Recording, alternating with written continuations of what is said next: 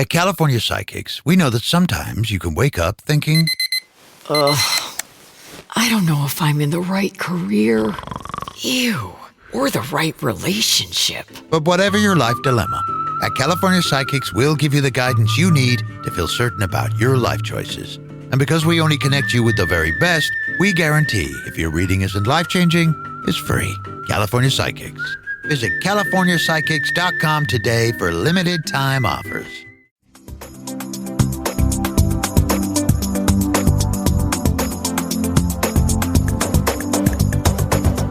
So hi, everyone. Welcome to another episode of Unpacking Possibility. I'm your host, Traci Stein, as always. I'm so happy to be here with you. Today, I'd like to talk about something a little bit on the esoteric end of the spectrum, and that's the ability of our minds and our intentions to affect matter. And I mean that quite literally. So our intention, whether it's via energy healing or something else entirely, but can our thoughts and intentions affect meaningful and observable change?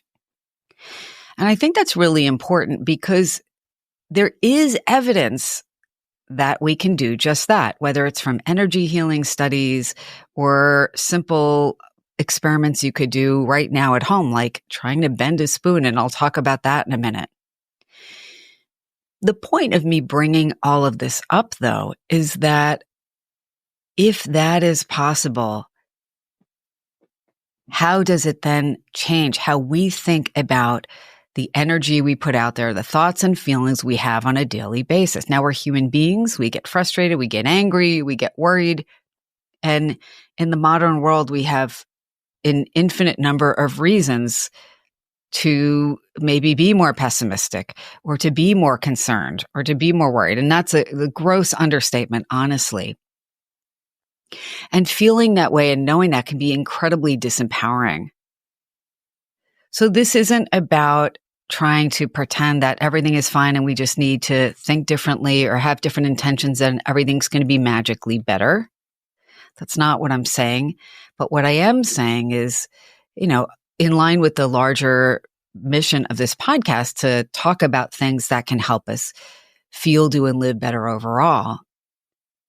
To what extent can we make a shift inside of our minds, or in terms of the way we decide to live our daily lives, or the way we decide to catch ourselves if we're in a loop of negativity?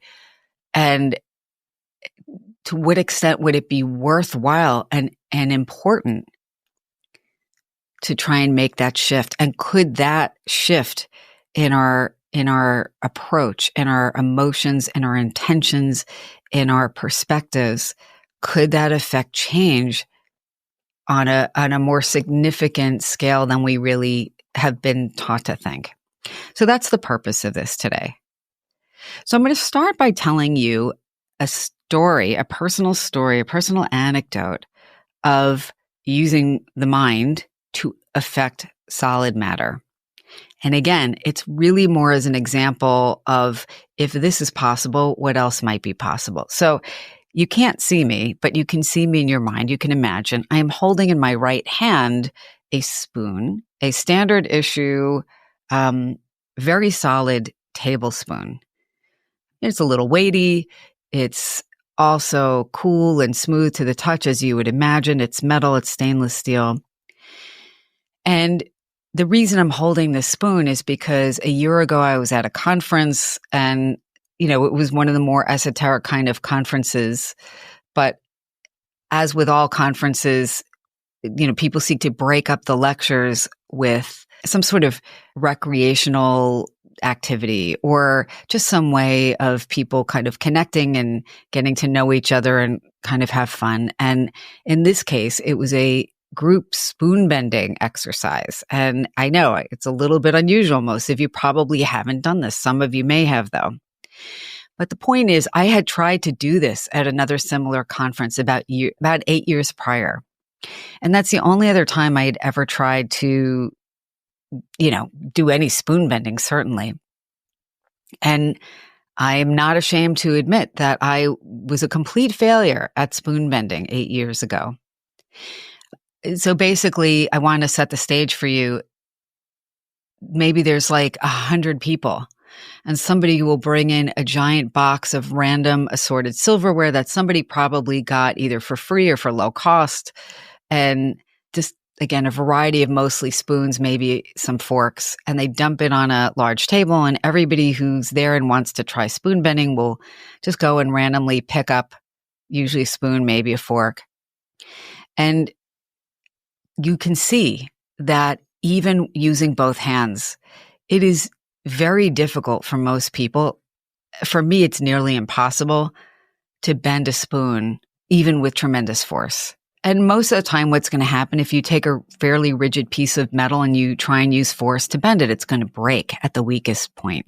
So most of the time, that will be behind the bowl of a tablespoon, but before the handle starts to get really thick.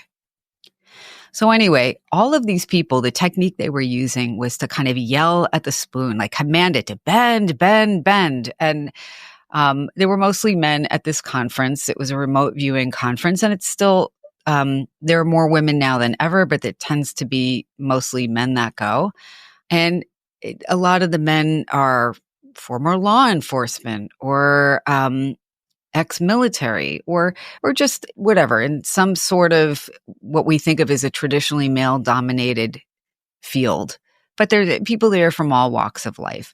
But the reason I'm pointing out the male aspect is I think they're just generally more comfortable trying to command something, especially in certain fields like law enforcement and the military and so forth. But anyway, people are yelling at the spoon, bend, bend, bend, and using just their two fingers, their pointer finger and thumbs.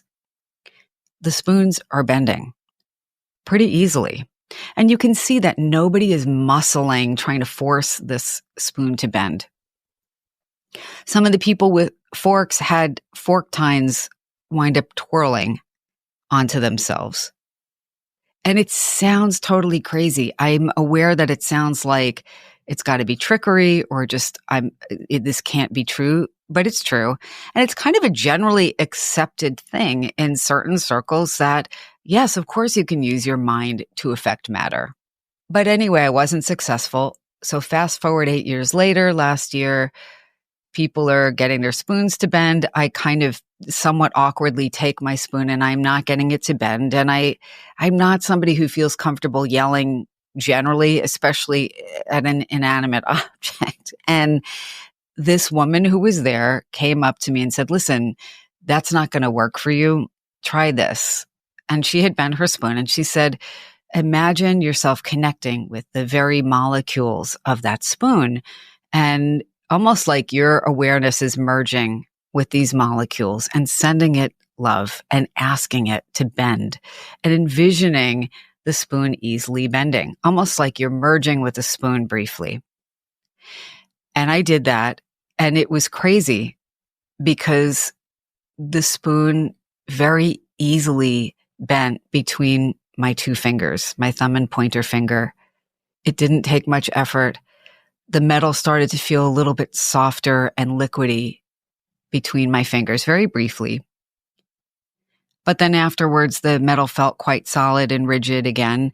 And I'm sitting here at my microphone telling you about this, and I'm using both hands, and I cannot, would have to use an incredible amount of force with both hands to try and either make the spoon more bent or try and straighten it out.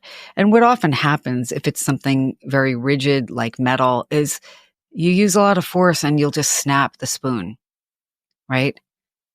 And I still don't know how anybody's fork tines bent like that. But again, maybe I do because it's the metal changing in the moment. There's something that happens. I'm telling you, I cannot explain it, but our minds can affect matter. Now, I haven't tried spoon bending or anything similar since then. Although I have done some energy work on myself and others periodically, because I am trained to do that. I don't do it professionally, but I do it here and there as needed. How is using our intention to heal any different from using our intention to make metal soft? and pliable.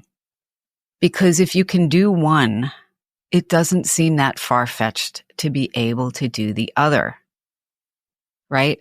So our minds then are affecting matter, and our intentions actually matter, and our attitude matters, and our openness matters, and our focus matters, and our willingness to collaborate, whether it's in the healing process or the metal bending process, matters, right? And sometimes that collaborative stance is more impactful than forcing something. We force something, and if it's rigid, it's going to break. And I feel like that's an important metaphor for how we might want to think about handling a lot of things in our lives, either with ourselves and our self-talk and the pressures we put on ourselves or the pressures we put on others, or the way we approach various situations that are challenging in our lives, right? Are we going to try and force something till it breaks? Are we going to tell ourselves something's not possible, it can't get any better? Or are we going to change our stance somewhat? And what would that do? That's really the point of my bringing any of this up today. So that's that. But I was thinking about it. Okay, if a brief and simple shift could affect matter, what does that mean for the thoughts and feelings and intentions we normally have, especially when we're stressed? Can we use our intention to make a situation better? And what if we all came together, or many of us, to put out an intention for something being better? What would happen? So I'm curious about your thoughts on that. I want to share some classic examples of energy healing where mind has affected matter. And there's been research that makes it abundantly clear that that's what's going on. Because again, I think all these different examples, even though they seem like they're kind of disparate or just not the same, two different kinds of things completely, I don't think they're unrelated. And again, this is all about possibility. And again, it's not about things being 100% that if I have this attitude, this thing will happen in this exact way. The universe, again, not a magic gumball machine where you put your quarter in, turn the knob, and the blue gumball comes out every time. Sometimes it honestly does. Bending a spoon is one of those times when you're like, oh my God, the gumball came out. And I didn't think it was going to happen. I thought I was just going to put the coin in the slot, feel awkward, turn the knob, and be like, of course it didn't come out. But it did. So some of you, especially if you've done energy work or had energy healing, you might be familiar with the name Bernard Grad. You might not be, but he was a scientist who in the 1950s and 1960s did a series of experiments looking at whether healing intention could affect change, measurable, observable change. And so Bernard Grad studied, among other people and things, the Hungarian healer Oscar Estebany, who I guess, from what I've heard, realized that he could heal, or other people realized he could heal because when he would pet horses that had some sort of ailment, the horses would heal. And I'm saying this because I think there's an idea, even if in the healing world, that the energy healing world, that we have to train according to a certain discipline to have the potential to heal. I actually think we all possess that potential. And I always think it's so interesting when some of the people who are considered some of the great healers, just kind of their presence alone and their loving intention is enough, right? But they don't know why. And again, I'm not going to tell you how this works. That's the spoiler alert. By the end of this episode, you won't have any better idea of how this might work, because I don't either. And I don't think there's a living person who could say for sure what the energy is or where it comes from, even if they have a belief about it. I don't know if there's any quote proof about what's going on, but something seems to be going on. So anyway, in the studies with Oscar Estebany, Bernard Grad found that Estebany could speed up healing in mice who'd had experimentally induced wounds. He could make plants grow faster. I believe he was able to make seeds germinate even after they had been damaged with like a saline solution.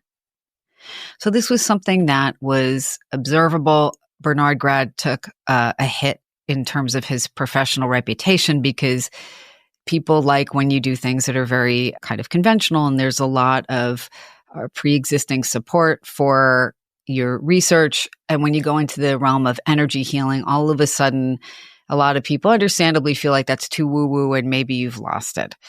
And I think that was Bernard Grad's experience from what I've heard. So fast forward, Bill Bankston, who himself was a professor at St. Joseph's College. He studied energy healing. He was very curious. He wanted to know what could work and how. He recently passed, but he developed the Bankston healing method. I did not study with him. I did not meet him. I would have liked to. And unfortunately, now I'm going to have to just continue reading his work. But I'm bringing him up because when I heard that he had passed, I thought I really want to revisit his method. I had wanted to do that anyway, but he was the perfect person to study energy healing because he was an open-minded skeptic, which is really the true definition of skepticism. Skepticism isn't about deciding that everything is BS. And so no matter whatever evidence you see, it can't be real. It's let's look at the evidence. And let's look at the data, and the data influence your conclusions. And that's really how it should be. But anyway, Bill Bankston had met somebody who, Ben, and I forget his last name, went in the 1970s when Bankston was right out of college. This guy, Ben, was the most unlikely energy healer that one could imagine because he was a super pessimistic guy. He apparently chain smoked. He didn't know how his energy healing or intuitive work worked, but he was super effective. And Bankston, in working with him, learning to do this, again, remained an open-minded skeptic, but became very passionate about trying to understand what worked and what might be going on and how this might be useful and how this might be applied on a larger scale to help other people. So anyway, back in the 70s, Bankston, after learning to do this healing himself and kind of coming up with his own method, I'm condensing, but you can read the book, The Energy Cure, if you want to learn more about it. It's a great book. But enlisted other people, other scientists to study whether this very straightforward and simple energy healing method would affect change in things like mice. And the reason he used mice is because these mice had been used in studies, many, many studies, and they always had a very predictable trajectory. So these mice were bred to be used in cancer research. They were engrafted with mammary carcinoma cells, so a type of breast cancer cell line. And the thing about these mice and this cancer cell line is that regardless, there was a window of how long these mice would live. And the maximum the mice had ever lived was 27 days. And there was a range probably from about 18 or 20-something days to 27. But in the history of research with these mice and this cancer cell line, there was not ever one mouse that ever lived beyond 27 days. So it was a very predictable model. And Bankston, the research looked at, okay, if he's doing his healing method where his hands are not even on the mice, but outside the cage, between his hands being there and his intention. And actually he found out later he didn't even need to be physically present, but the intention to heal needed to be. And not only did these mice have a different trajectory, their tumors actually at first made it look like they were getting worse. The tumors got larger, they turned black, they started to ulcerate and then collapse in on themselves. This was different from the observed course of the disease progression that had been observed previously. But the more important thing is that after these tumors kind of imploded on themselves, the mice completely recovered. So this was the first time that after receiving this energy healing method, the Bengston method, this was the first time mice engrafted with this particular type of cancer had ever lived beyond 27 days, let alone been cured. And what Bengston found out is not only were the mice cured, which had never happened before, but the mice had, if they tried to engraft the mice with the same cancer cell line later, it wouldn't take. And the point, again, of me talking about this is that what if our intentions can make a difference? What if our images that we generate in our own minds about a potential outcome, what if that makes a difference? So I have to take a quick break, but when I come back, we'll talk a little bit more about the idea of energy and intention and what we envision and what that might be able to do for us. So I'll be right back. Stay tuned. All right, welcome back. So again, I've summarized some of the healing studies by Bernard Grad with the Hungarian healer Oscar Estebani being able to heal mice and plants and seeds and so forth. In the studies with Bill Bengston, I mentioned that not only were the mice able to live beyond the maximum number of days they had ever lived once they had this particular type of mammary cancer, but they were effectively cured. And not only that, there was a protective effect that stayed with them. From a man who held his hands outside the cage and had the intention for the mice to heal. And Bill Bengston would have said, and is on record saying, in different interviews and in his book, he would say he doesn't know how it works. And his method didn't even depend on a particular belief system. It didn't require faith. Now, some other methods might. But the point is, can our minds affect matter? And the answer seems to be yes. And as I mentioned before, does this mean I think that if you think something, it automatically happens, or it automatically happens the way you want it to? Absolutely not. I mean, think of how many times we pray for somebody because we want them to get better or have a better outcome, or we pray that a situation is better. And you know what? Many times maybe we'll be able to observe how it is better, but there might very well be times when we feel like, God, I really put this out there. I asked for this. I prayed for this. I did energy work. I hired an energy healer, whatever, and nothing changed. Or I didn't get the outcome that I wanted. And nobody knows why some people have a good result and some don't. And I can't tell you either. I can't tell you where the energy healing comes from. I can't tell you how people can bend rigid metal objects essentially with their minds and a little bit of pressure from their fingers. I can't tell you. And I don't think anybody can. So the point isn't to convince anybody of anything. And again, as you know, as I always say, if you have a health issue, please go see your doctor, talk with your medical team. Everybody's healing journey is very individual. So this isn't about saying, oh, you just have to do this. You just have to wish or intend for something and it happens. Although sometimes our intentions seem to make a big difference.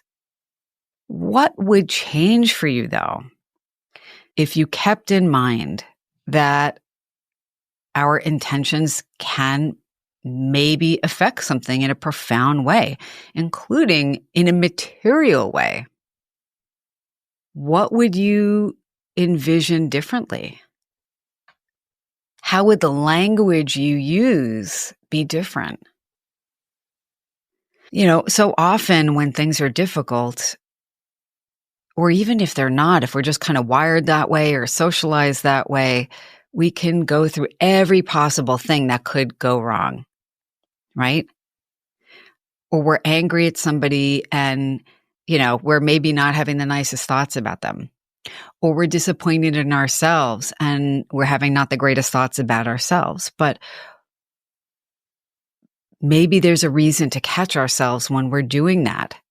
And even if it sounds a little bit like BS, maybe there's some value to saying, okay, I understand all of the things that could go wrong or do feel wrong, but what would I want to see be better? And how would that look if I just assumed it was possible? I'm not even saying to think about things as if you do this, then that's going to happen. It's much easier to engage in something if we think there's a guarantee attached to it. And really, most of life, honestly, doesn't seem to be that way. But what would be the difference? Because again, if our intentions and our visualizations have some sort of impact, even if we don't know how it works, well, maybe then it matters more the stance we try to purposefully cultivate. And again, it's not about being perfect. We're all human. We get angry, we get frustrated, somebody does something and we get really pissed and we maybe don't have the nicest thoughts about the person, or we disappoint ourselves and we're like, oh, why did I do that? And our negative self-talk creeps in, right? Or our fear runs away with us. And that's part of being human. So what I'm not saying is please don't blame yourself for having, intentions or thoughts that aren't, lovely all the time. But how incredible to think that sometimes we might see things get better and better. There's a book on spontaneous healing, and I forget the researcher's name, and I'm going to have to look it up and put a link in the show notes after. But I remember coming across this book several years ago. It was, maybe it's like a 5 or 10-year-old book, but the psychologist interviewed dozens of people who had had spontaneous remissions from illnesses that one would not expect, given their stage or severity, that they would have any sort of remission, right? Especially after undergoing various types of treatment and maybe not having the impact or the effect that they wanted. But nobody knows how that works. We can look at, and what she did is she surveyed people and found out, well, what were the most common approaches people used, whether it was nutrition or whether it was stress management or whether it was, faith-based practices or dietary supplements or guided imagery or what. And there was like a range of, I'm going to say roughly about 10 things or whatever that were the most common things people used. So she was looking at associations, right? People tended to do this. Nobody can say what the thing is that made the difference or resulted in the remission, but it doesn't seem to be entirely random. But I bring this up now, especially because, again, as I mentioned earlier, we're in a time where it's so easy to feel absolutely hopeless and like there's nothing we can do. And you know what? A lot of times, sometimes that might be true. We might just have to find a way to sit with things or pause and regroup because it feels like we can't affect the change we want to. But how amazing to think that there is a part of us that maybe has some effect well beyond ourselves. So what would that mean when you're doing your meditation or praying? If you pray, would you be envisioning a world that was better than it is now, kinder, more compassionate, more collaborative? Would we envision our climate being safer and healthier? Our earth being better taken care of? Would we envision a difficult relationship not being perfect, not making people into people they aren't, but some healing or some ease around a difficult situation? If you've listened to the episode with Dr. Carol Janandes, the Harvard psychologist I interviewed a few episodes back, she was talking about hypnosis and self-hypnosis for healing. And if you remember Carol's research, she had done 2 pilot studies looking at self-hypnosis and hypnosis for healing bone fractures more rapidly. And we know that that's possible. She looked at surgically induced wounds, women undergoing medically recommended breast reductions, and their wounds healing faster if they used hypnosis and self-hypnosis. Right?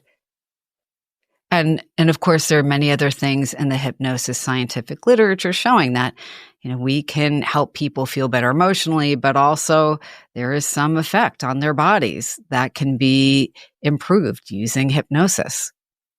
I mean, even the anecdotal evidence and the little bit of research on hypnosis to heal warts that don't respond to conventional treatments. I've mentioned that before, I know. But the point is, there's the hypnosis part, which is our brains influencing our bodies, maybe our inflammation or our stress hormones and so forth. We know we can do that pretty easily.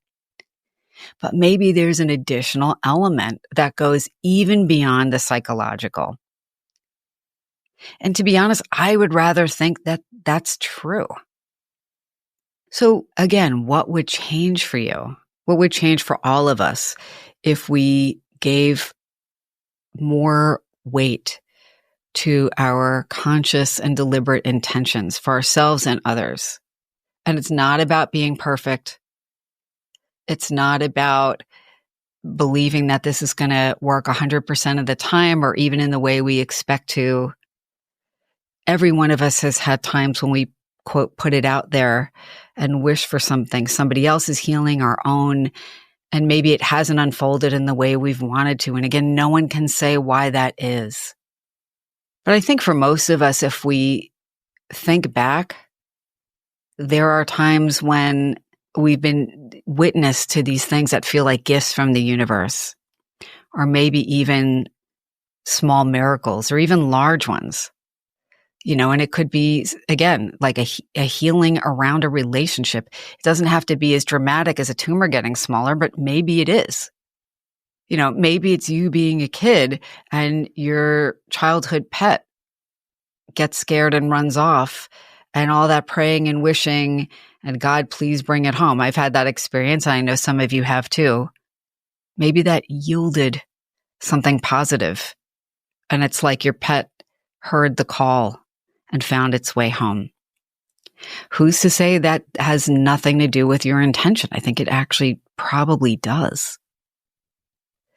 So that's just something I wanted to share with you. It's something that's been on my mind. But again, what if we have greater ability to affect some sort of change in ourselves, in others, in the world for the better by shifting our awareness and our focus and our intentions? So that's that.